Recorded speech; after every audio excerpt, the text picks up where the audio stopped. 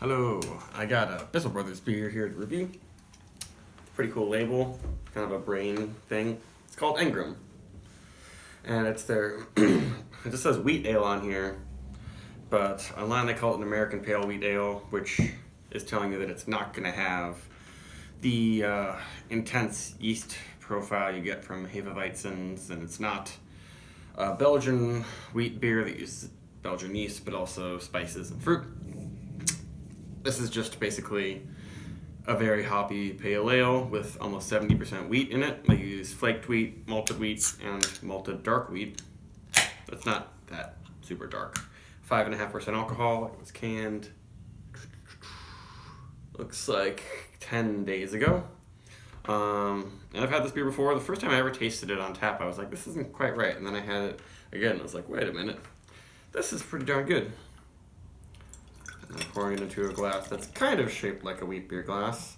So this uses Denali hops, which I think now is called Sultana.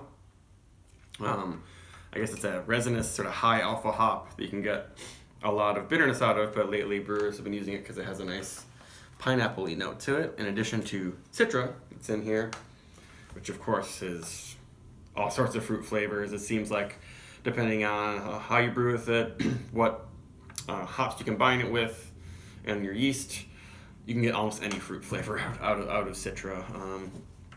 So looks fantastic. Pretty hazy. The head I poured very hard, but it just makes it so it's like thick and voluptuous, soapy, but lots of tiny, fine, dense bubbles. So it just tells you it's going to be a very well-made beer. I love a nice head, and you can see it's pretty dense there. Some bigger bubbles on top. That's also what you kind of want in a wheat beer, but it looks like a really pale Hefeweizen, basically. And the wheat definitely comes through. When using that much, it seems to lend almost a tart note just by itself. I don't know if it actually creates a lower pH. And that tart note kind of brings out citrusy qualities, but it's definitely very pineapple. It's like pineapple and orange cocktail, basically. And some doughy wheat that a doughiness is kind of creating almost creamy sort of things. It's kind of like, yeah, pineapple creamsicle. And it's not that dank and spicy yet, but usually that stuff sort of develops. But I really like that aroma.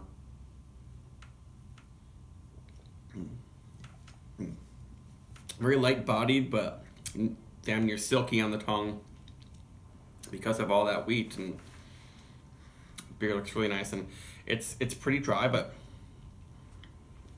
it lingers with this sugary pineapple type flavor. That is very, very nice. They accidentally gave us this on draft when we ordered something else when I was there, and I was not sad at all.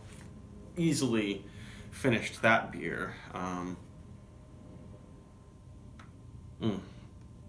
Yeah, this is really nice. I wish I'd bought more of it. It's probably my favorite, like, hoppy, hazy, wheat pale ale.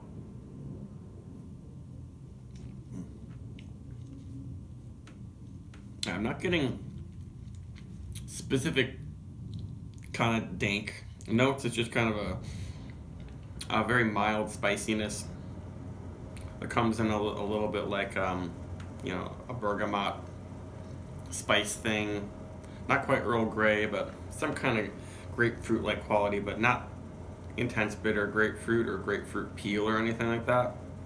And that head is still rocking out hard. It's getting all pillowy.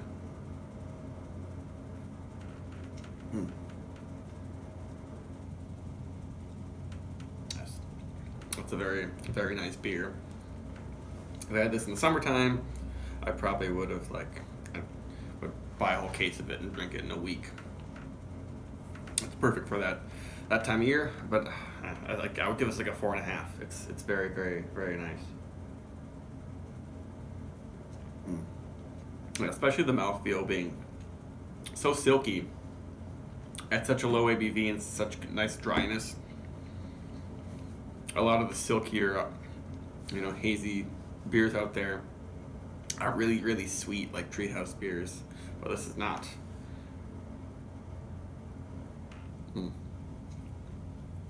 It deserves a 4.5 at least. I'm like chugging this too fast. But there's still like these cotton candy like notes, probably kind of coming from the Citra too. At the same time, it's like a lightly spicy pineapple. It's juicy pineapple. But then it's not too dry. It's not too sweet. It's not too estery. Yes. Highly recommended here. Engram. Bye.